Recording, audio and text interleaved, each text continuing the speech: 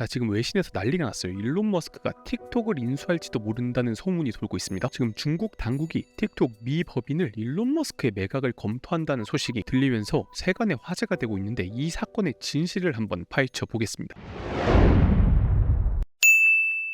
자, 틱톡의 공식 입장이 나왔는데 일단 완전 금시초문이라고 합니다. 사실 저도 이 뉴스 듣는 순간 무슨 말도 안 되는 소리냐라고 생각했는데 자세히 생각해보니까 이게 말이 될 수가 있겠더라고요. 실제로 중국 정부가 시키면 틱톡의 모회사인 바이트댄스는 뭐 손쓸 바도 없어요. 까라면 까야 됩니다. 자, 그런데 잘 나가던 틱톡을 왜 매각해야 되느냐? 자, 여기는 길고 긴 비하인드 스토리가 있죠. 지금 미국 전역에서 틱톡을 금지하는 법안이 지금 오는 19일에 결과가 나와야 돼요. 미국 의회는 2024년 틱톡 모회사 바이트댄스가 미국 사업권을 매각하지 않을 경우 미국 앱스토어에서 그냥 아예 퇴출을 시켜버리기로 했단 말이죠. 당연히 바이트댄스는 항소를 했지만 1, 2심 모두 졌고 이제 곧 3심 심리를 앞두고 있어요. 그러니까 틱톡을 버리든지 누군가한테 팔든지 해야 되는데 결국 누군가한테는 팔아야 되지 않겠습니까? 그걸 사갈 사람이 머스크라는 거예요. 그런데 잘 생각해보면 이 틱톡을 매각할 수 있게 만든 법안의 시초는 트럼프 행정부 때 나왔습니다. 트럼프 때 이 틱톡을 정말 싫어했단 말이에요. 국가 안보에 위협이 된다.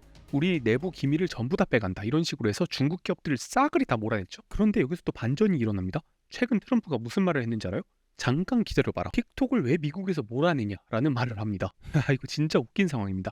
예전에 자기가 몰아내려고 했는데 이제 자기가 구원해주겠다는 거예요. 자, 이 뉴스를 보고 저는 처음에 경악을 했거든요. 도대체 왜 트럼프가 틱톡을 그렇게 싫어했는데 그 이면에는 다 이유가 있었습니다. 자, 그 뇌피셜을 조금 넣자면 저는 이제 중국이 트럼프 취임 선물로 틱톡을 떼주려고 하는 게 아닌가라는 생각이 듭니다. 게다가 일론 머스크 같은 경우 시진핑과 중국 강요들과 상당히 친밀한 관계예요. 그러니까 어차피 미국한테 줄 거면 우리한테 좀 친근한 일론 머스크에게 주자라는 거죠. 게다가 일론 머스크는 트럼프의 최측근, 완전 오른팔이잖아요. 그러니까 이게 뭐 누가 봐도 나쁠 게 없는 거래란 말입니다. 결국엔 이제 2기 국면을 맡게 된 트럼프 정부와 시진핑 정부의 가교 역할을 바로 이 일론 머스크가 하게 될 거라는 거예요. 자, 이게 뭔 소리냐라고 싶으신 분도 계시겠지만 저는 상당히 합리적인 추측이라고 생각해요. 지금까지 이 세 명의 인물들 사이에서 일어난 일들과 비하인드 스토리를 알고 국제정세에 관심이 있었던 분들은 이 타임라인이 전혀 어색하지 않아요. 저는 오히려 이게 제일 말이 된다고 생각합니다.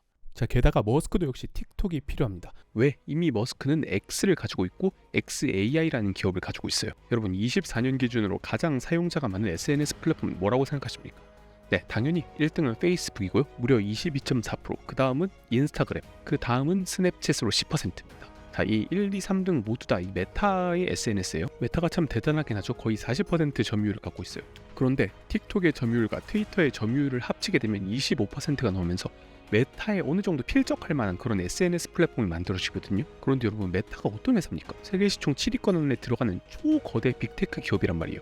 그런데 틱톡과 트위터를 합치게 되면 이제 사용자 기준으로 메타에 어느 정도 비벼볼 만도 하고 심지어 젊은 세대들은 틱톡과 트위터를 조금 더 많이 사용하는 경향이 있기 때문에 미래 성장성으로 봐도 나쁘지 않단 말이에요. 정말이지 거대한 SNS 제국을 세울 수 있게 됩니다. 그리고 머스크한테 이 틱톡은 정말이지 그냥 보물 창고입니다. 보물 창고. 트위터는 대부분이 텍스트입니다. 그런데 틱톡에서 우리가 글을 봅니까? 자, 동영상을 보잖아요. 결국에는 동영상 데이터까지 모을 수 있어져요. 다들 알고 계시겠지만 머스크는 XAI라는 기업도 운영하고 여기 있는 콜로서스 데이터 센터는 단일 데이터 센터로는 진짜 가장 큽니다. 전 세계에서 가장 커요. 엔비디아의 그래픽카드 H100이 무려 10만 대가 탑재되었고 최근에 들리는 소식으로는 이제 H200을 추가적으로 5만 대 구한다. 게다가 25년 끝날 때까지 30만 대에서 40만 대까지 늘릴 것이다 라는 포부를 밝혔거든요. 그러니까 일론 머스크는 AI에 미쳐 있어요. 왜 그런지는 다들 아시겠죠? 일반 인공지능과 자율주행 모두 다 이 AI가 필요하고 그걸 위해선 아까 말했던 데이터가 필요한 거예요. 그런데 이렇게 필요하면 뭐 하겠습니까? 현실적으로 구매하기가 상당히 어려운 이유들이 있습니다. 일단 머스크의 지갑 사정이 그렇게 넉넉지 않을 거예요. 자, 트위터 얼마 주고 샀냐면 이거 60조 주고 샀거든요. 자, 그런데 이것도 최근에 이슈가 됐어요. SEC 미국 증권거래위원회에서 일론 머스크를 고소했습니다. 트위터를 인수하는 과정에서 공시를 늦게 해서 주가가 오르기 전에 주식을 싼값에 먼저 매수했다. 그러니까 이걸로 차익을 2천억 원 이상 봤다라는 건데 모르겠어요. 저는 솔직히 뭐 크게 뭐 의미는 없다고 생각하는데 워낙에 또 SEC와 일론 머스크의 또 악연이 또 깊거든요.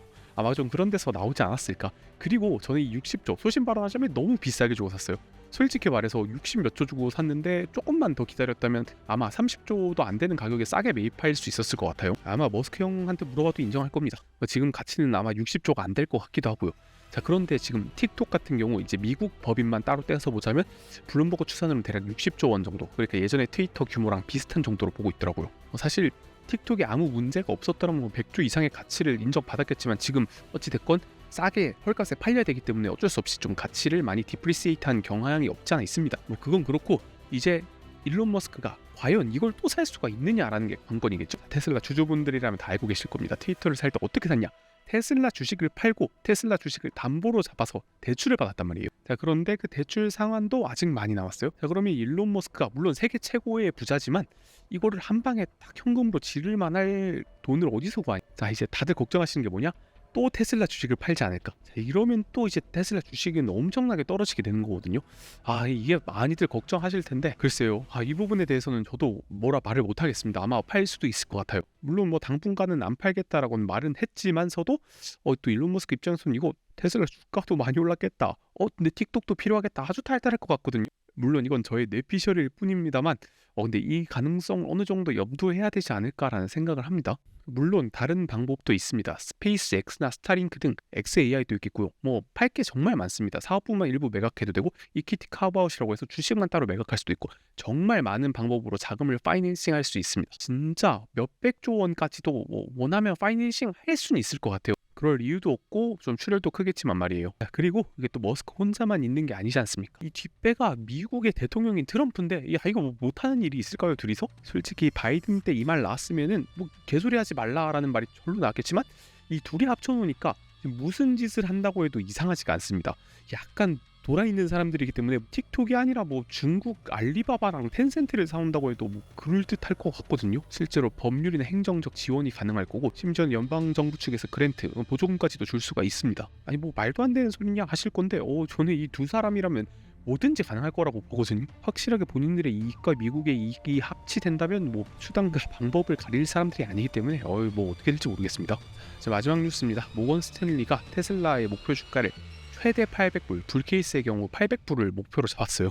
당연히 그냥 일반적인 타겟 프라이스 목표가는 그냥 400에서 430불로 인상했습니다만 덕분에 어제 좀 좋은 흐름이지 않았나 싶고 제가 이 보고서, 모건 스탠리의 보고서를 최근에 입수를 했습니다. 이것도 시간이 되는 대로 한번 리뷰를 해보도록 하겠습니다. 자, 다음 시간에도 인사이트풀한 정보와 재미있는 소식으로 찾아뵙겠습니다. 지금까지 월스트리트 테크남이었습니다.